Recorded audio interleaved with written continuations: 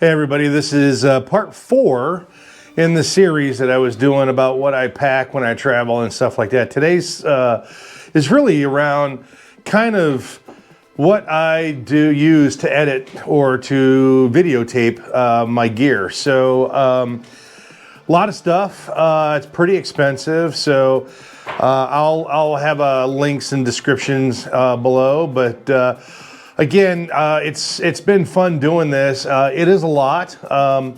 For those that kind of do this or do your own video, and I know a lot of people out there that have their GoPros or their 360s or whatever, it is a lot. And just to sit down and edit, it really takes some time to do all that stuff. And I would tell you that normally a 7 to 10 minute video probably takes me anywhere from a couple of hours up to maybe 4 or 5, just depending on how many angles, how much time, footage I have to go through to catch the right pieces of the ride maybe, or the right moments.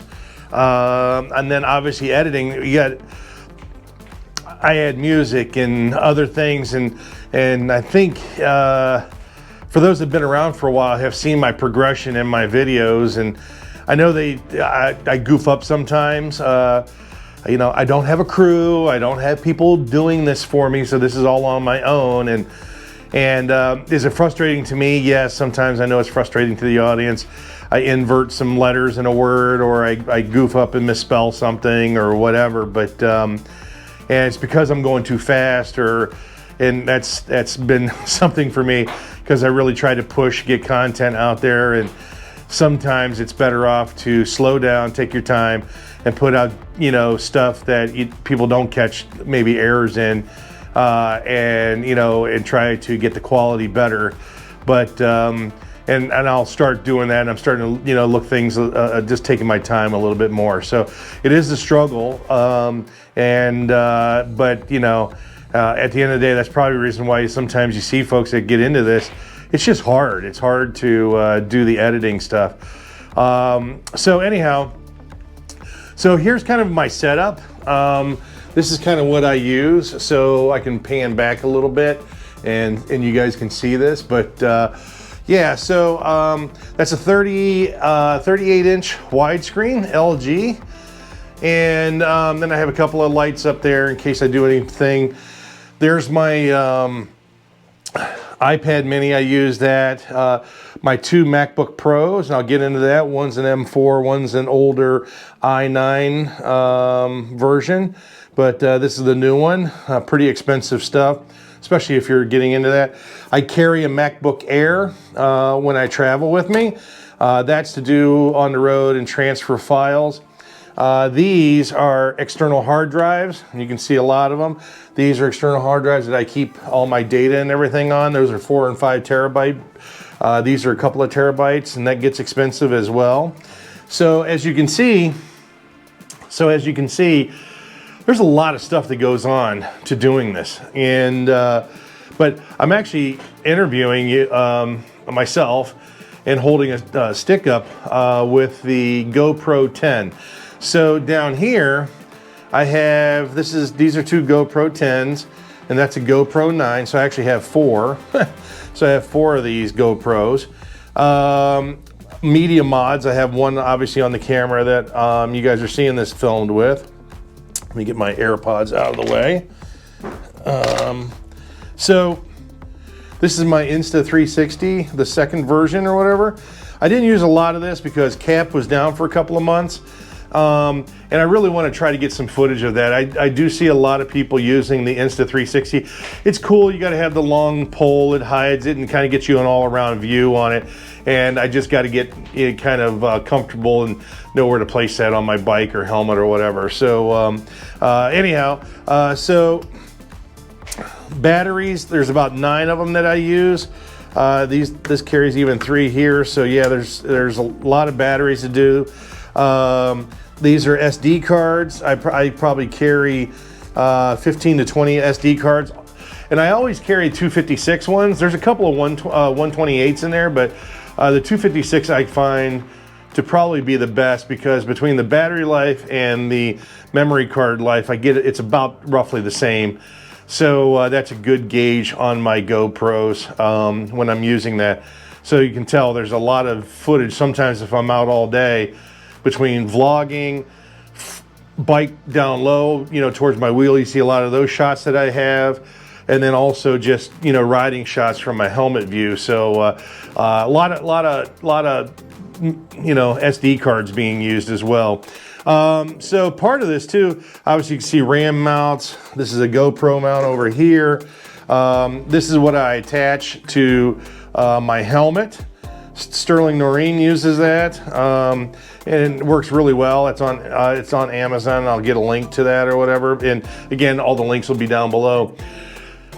If you guys have ever seen the chin mounts, and probably on Facebook maybe if you've seen them, I've had a couple. I do not recommend them. Now you guys out there might use them, have success with them. I lost a GoPro 8. I've had a couple of them come loose because the sticky stuff doesn't work. The M3 stuff didn't work.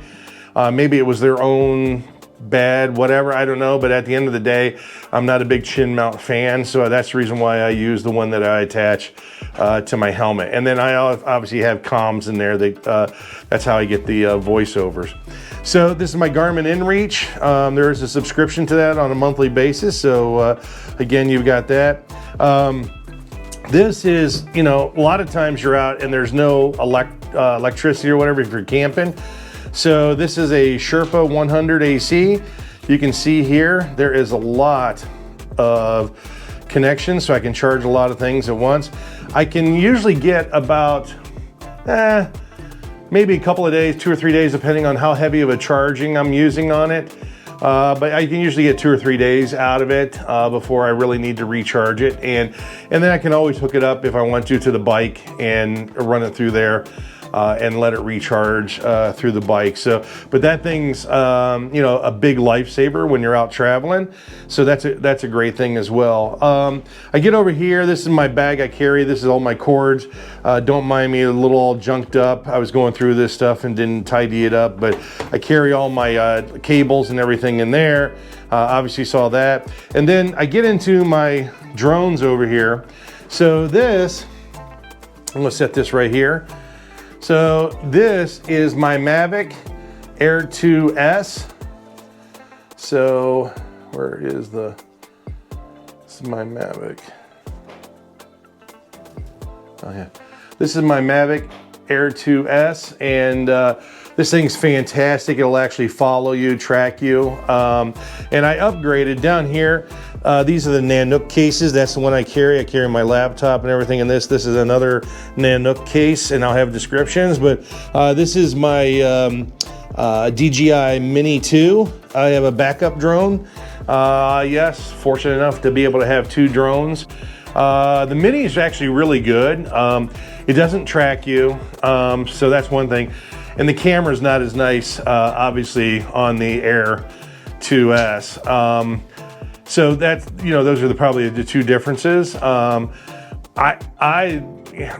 think the visions on both of them are great. Everybody loves drone shots, but this Mavic 2 has been fantastic. I just haven't had a chance to use it to track me because, again, Cap was down for a couple of months. I was planning on using it out in Wyoming and Colorado.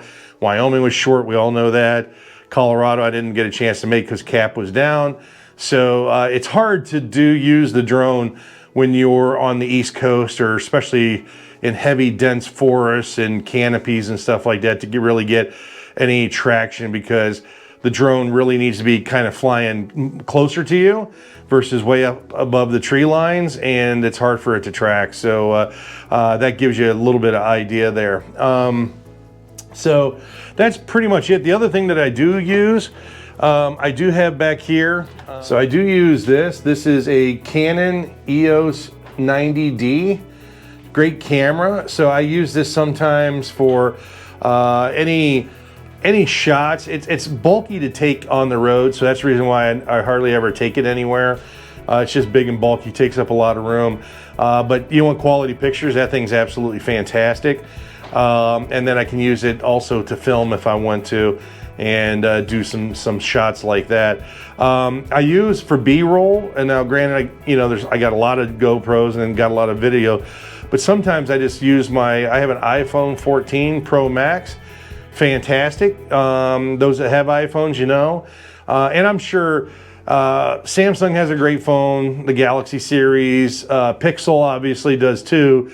I'm just in the Apple ecosystem because once you're in it, it's almost impossible to get out, like in prison, the walled garden as they call it. But yeah, so I have an iPhone 14 Pro Max. It's been fantastic, and that's kind of what I use to maybe take snapshots, pictures, or maybe some extra B-roll, what they call B-roll footage or whatever. So that gives you an idea of kind of the stuff that I carry. Like I said, I will leave links in the description below, but it's a lot. There's a lot that goes into this thing.